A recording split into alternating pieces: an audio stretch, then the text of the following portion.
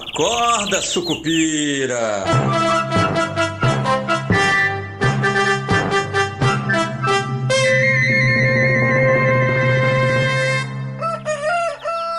Bom dia, pessoal, sejam todos muito bem-vindos, sejam todas muito bem-vindas. Esse é o nosso Acorda Sucupira de sexta-feira, dia 5 de dezembro de 2025. Eu sou Rodrigo Oliveira e é o seguinte, hein? A Bolsa de Valores está imparável, né? 164, passou dos 164 mil pontos ontem, né? Fechou em alta de 1,67, 164.455 pontos, 31 bilhões de reais de volume, né? Bem acima aí da média diária que fica por volta aí dos 20 baixo, né? 23, 24 bilhões de reais e, obviamente, né? Ou aparentemente, o que a gente está vendo ainda é fluxo estrangeiro, mas já começa a ter gente, né?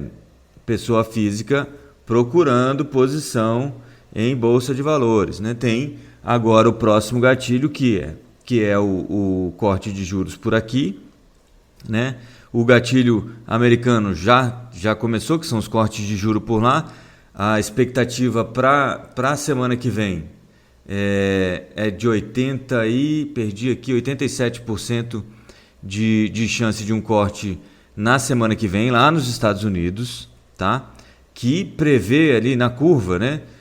Precifica ali mais 2 cortes ainda até o final do ano que vem. Então você acabaria o ano que vem, americano, lá o ano de 2026, em 3,25 a taxa de juros, que hoje está em 4% ao ano. Isso ajuda a trazer dinheiro aqui, ainda tem movimento para esse global rotation, mas além disso a gente ainda tem o nosso cenário específico aqui, que é o que está todo mundo olhando agora, que é aquele gatilho que eu falava para vocês do corte de juros aqui. E ontem, com o PIB, né, abaixo do esperado, né, o PIB que tinha crescido no trimestre anterior 0,3%, a previsão é que desaceleraria para 0,2% e acabou ficando em 0,1%. No ano contra ano, ficou até um pouquinho acima, a expectativa era 1,7%, ficou em 1,8%, mas esse PIB mais fraco já indica para o Banco Central que a política monetária está fazendo efeito, né? O PIB está desacelerando, a economia brasileira está desacelerando. E vocês vão lembrar que a gente falou isso durante o ano todo, né? Esse ano que já está quase acabando, de 2025, nós falamos sobre isso o ano inteiro, que era, olha, a política monetária tem um lag, segundo os estudos, segundo os acadêmicos, segundo o histórico aí de decisões de política monetária, ela tem um atraso, um lag, né? Desculpe a palavra em inglês, que é de 12 a 18 meses. Em junho do ano passado, a gente chegou a 15% na taxa Selic. Então, o 15%, né, os 15% de taxa Selic começaram, em tese, a afetar a economia brasileira em junho deste ano. Começaram entre junho deste ano e o final deste ano. Então, é natural, ou deveria ser natural, que a gente começasse a ver esses efeitos com um pouco de mais força agora. Inclusive, serviços, né, que era uma preocupação, é uma preocupação ainda do Banco Central, começam a mostrar um pouco mais de fraqueza, né? Então, isso ajuda na ideia de que teremos um corte de juros muito em breve, né? O que o pessoal está esperando? Na semana que vem, quando tiver a super quarta, né? Porque decide-se o juro lá nos Estados Unidos e decide-se os juros aqui no Brasil, por isso que o mercado chama de super quarta. Quando a gente tiver a super quarta, a gente vai ter um corte de juros nos Estados Unidos que pode ser mudado agora, né, com o PCI, daqui a pouquinho, que sai a meio-dia, que é o índice de inflação lá nos Estados Unidos. A expectativa é que fique estável, né, sai de 0,2 na leitura anterior para 0,2 agora, então fique estável em 0,2 e ano contra ano fique estável em 2,9%. Tá? E se isso acontecer, essas apostas que estão em 87% devem se manter em 87% ou até aumentar, mais ou menos que garantindo aí, pelo menos para o mercado, uma possibilidade aí de corte de juros na casa dos 90% na precificação. Né? Naquelas casas de apostas está em 75%, se não me falha a memória, mas inclusive naquela da nossa querida Luana Lopes, né, que é a do Cauchy, que a gente falava ontem na nossa live. Mas o que tudo isso quer dizer é que o mercado está dando praticamente como certo um corte de juro amanhã, na quarta-feira que vem lá nos Estados Unidos. E aqui no Brasil, ninguém espera corte de juros em dezembro, mas está todo mundo esperando uma indicação do Copom sobre quando a gente vai iniciar o nosso corte de juros aqui. O mercado está dividido entre janeiro e março, né? A precificação na curva um pouco mais para janeiro do que para março. O Boletim Focus, janeiro, 14,75 é a mediana. Então, o pessoal esperando um corte, nem que seja um início de corte lento em janeiro. E nas opções de Copom, um corte de juros está na casa de 60, estou olhando para ele agora aqui, 61,50% de chance. Você tem 38,50% de chance de um corte de 0,25%, 20% de chance de um corte de 0,50% e 2,50% de chance de um corte de 0,75%. Né? Aqui alguém colocou uma opção aqui só para ficar mais, né, se houver um cisne negro, né, essa pessoa aqui provavelmente vai tirar a nota preta. Lembrando que esse aqui funciona como se fosse o Cauchy lá que eu falei para vocês. Na opção de Copom você compra a opção por um preço e se a opção for o resultado futuro, essa opção ela vale 100, né? Então você comprou por 2,50 e vai ganhar 100 lá no final. Você imagina, multiplicou aí o seu dinheiro por uns quase 50 vezes, né? Pelo menos umas 40 vezes aqui. Bom, então por aqui também tem uma expectativa grande com os juros na decisão de quarta-feira, com o que será do comunicado. Será que vai tirar o bastante do bastante prolongado?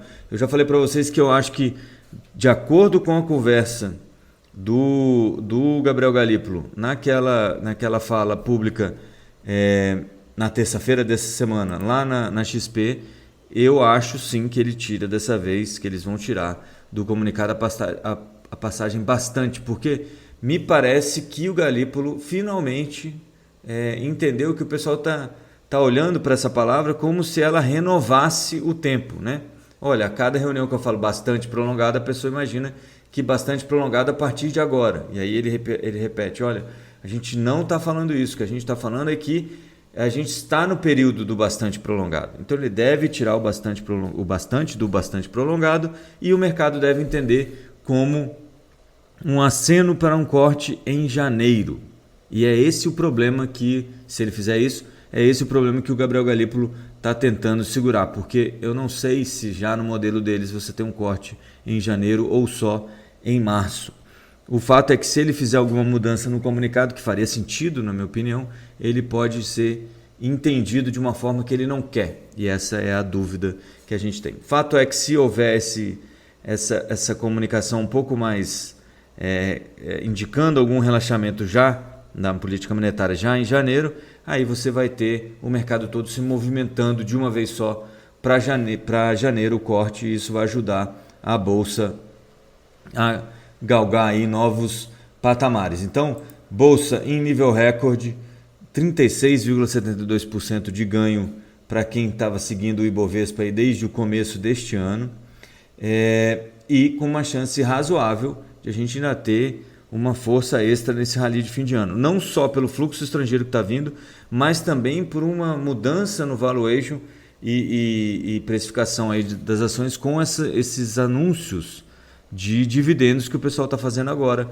para poder evitar aquele pagamento de imposto de renda que começa a valer a partir do ano que vem. Então, se você tiver dividendos anunciados depois do fim desse ano, quem receber mais de 50 mil por mês vai pagar pelo menos 10% de imposto de renda sobre esses ganhos. Então, as empresas estão evitando isso, né? Então fazendo uma manobra aí, contábil para avisar que vai pagar tudo isso e depois distribuir até 2028. E isso dá mais clareza para quem modela aí as empresas. Isso acaba afetando um pouco os preços.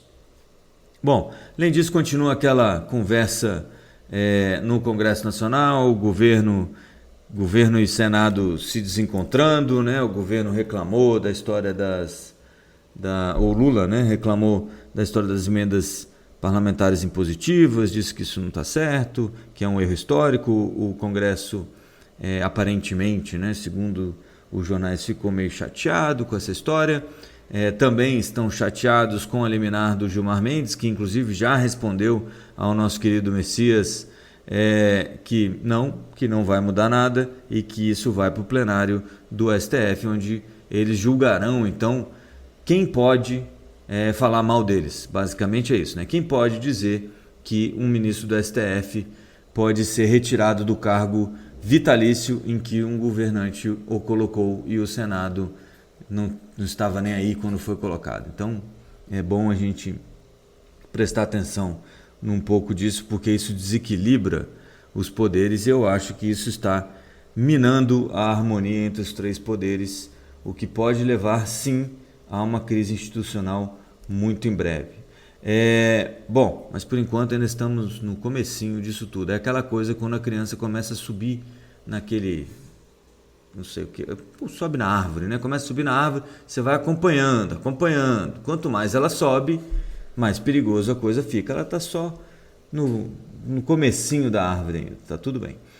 Não sei se é uma analogia boa, mas foi essa que me veio à cabeça agora, então está feito. De qualquer maneira, ontem S&P 500 meio de lado, 0,11% de alta, 6.857 pontos. Nasdaq também de lado, só que em queda, 0,10% de queda a 25.581 pontos. Agora, nos futuros, Nasdaq subindo 0,39 e S&P 500 futuros subindo 0,19. O petróleo também estável, 63,25 dólares o barril do tipo Brent, e o minério de ferro caindo aí 0,83 a 107 dólares a tonelada. O ouro paradinho ali naqueles 4.200, hoje 4.224 dólares a onça Troy, em alta de 0,40, e o Bitcoin em queda de 0,84 a 91.331 dólares. O dólar ontem fechou praticamente estável a 5,31, depois de namorar aí um valor abaixo de 5,30. Vocês veem que tá, como é que se diz, acelerada essa história do carry trade. E não vai mudar tanto, porque foi o que eu falei para vocês, eles vão cortar ainda, né? Pelo menos essa é a precificação ali naquela ferramenta do Fed Funds que tem na Bolsa de Chicago. Eles ainda fazem mais 2 cortes no ano que vem, né? Um corte agora em dezembro, mais 2 cortes no ano que vem, e aí vão para 3,25, enquanto a gente sai de 14 para 12, né? E se você lembrar, a gente começou aí o ano com quase 4,5, 4 nos Estados Unidos e vai para 3,25 lá no final de 2026. Aqui a gente começou em 15 e vai perder aí 3 pontos base até o final do ano que vem. Então esse carry trade, na comparação com o juro americano, continua sendo bastante vantajoso. Beleza? Não vai ter uma mudança muito significativa no diferencial de juros, pelo menos no juro, não estou falando do juro real, estou falando do juro spot, né, o Fed Funds contra taxa Selic, que dá para a gente ter uma noção, pelo menos, do que está acontecendo. Beleza? Então é isso para o fim de semana. Bolsa, como é que se diz? Voando, né, nesse ano de 2025, né, e o rally de fim de ano parece que está iniciando também de vento em popa aceleradíssimo.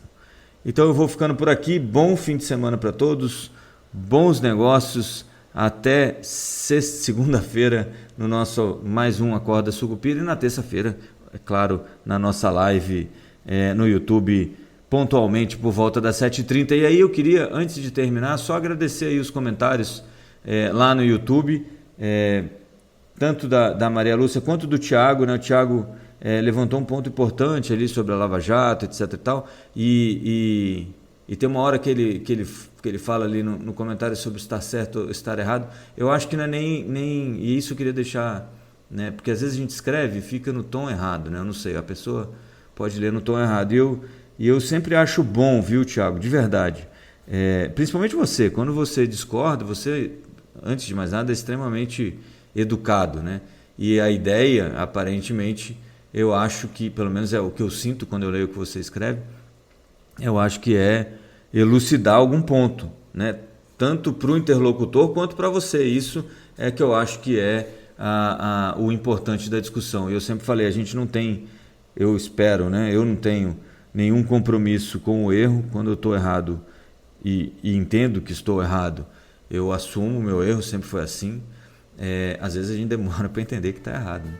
Mas principalmente nessas coisas que são mais opinativas, mas aí não acho que tem erro ou acerto, né? Só uma opinião. Às vezes elas vão se provar corretas ou erradas no futuro, mas sempre a ideia aqui do Esquina, e é por isso que eu gosto tanto de fazer o Esquina, é a gente ter uma discussão franca, né? Sobre as questões que nos afligem, assim, o que, pelo menos, né, eu que estou nessa posição que eu tenho o microfone comigo, né? Acabo pautando aí o que eu acho que é relevante para todos nós no que diz respeito aí, principalmente à economia. E como no Brasil a política está sempre muito junto com a economia, as coisas acabam se confundindo um pouquinho. Desculpe aí o tanto que eu falei hoje. Amanhã, então segunda-feira a gente se vê de novo. Bons negócios a todos, boa sexta-feira, bom fim de semana e até lá. Avante Sucupira! Acorda, Sucupira!